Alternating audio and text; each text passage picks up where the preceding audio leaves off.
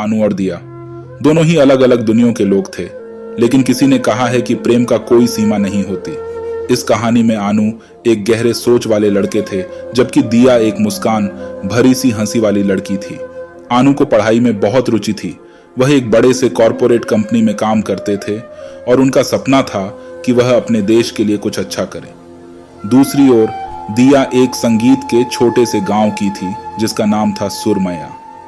उसका सपना था कि वह दुनिया को अपनी सुरीली आवाज से रूबरू कराए। एक दिन आनू का काम के सिलसिले में उन्हें गांव सुरमया जाना पड़ा।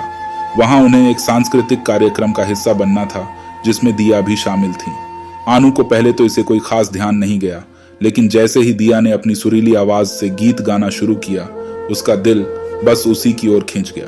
आनू ने दिया को सीधे दिल से बधाई दी और उनके बीच में एक छोटे से बातचीत की शुरुआत हो गई। वह दोनों ही एक दूसरे के साथ बहुत कुछ साझा करने लगे, जैसे कि म्यूजिक और कला के प्रति उनकी आदर्श रुचियां।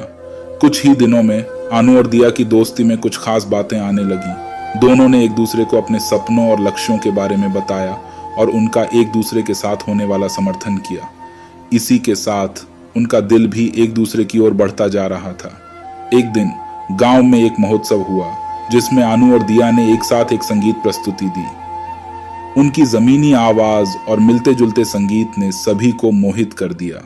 उसी दिन आनू ने दिया से कहा, तुम्हारी आवाज मेरे दिल को छू गई है, क्या तुम मेरे साथ अपना समय बिताना चाहोगी? दिया ने खुशी खुशी स्वीकार कर लिया और उनका साथ देने के बाद उनकी प्रेम कहानी और भी रोमांटिक हो गई। वे एक दूसरे के सपनों को हकीकत में बदलने के लिए मिलकर काम करने लगे और एक दूसरे का साथ देते हुए अपने जीवन को साझा करने का निर्णय लिया। समय बीतता गया और आनू और दिया ने अपने सपनों को पूरा करने में सफलता प्राप्त की। आनू ने अपनी कंपनी की ऊंचाइयों को छूने का सपना पूरा किया और दिया ने अपनी सुरीली आवाज के बल पर लोगों के दिलों में जगह बना ली। इस प्रेम कहानी में आनू और दिया ने दिखाया कि प्रेम का अर्थ सिर्फ रोमांटिक भावनाओं में ही नहीं होता, बल्कि एक दूसरे के सपनों को साझा करने में भी होता है। वे दोनों मिलकर अपने सपनों को हकीकत में बदलने में सक्षम रहे और अपने जीवन को साझा करने में सफल हो गए।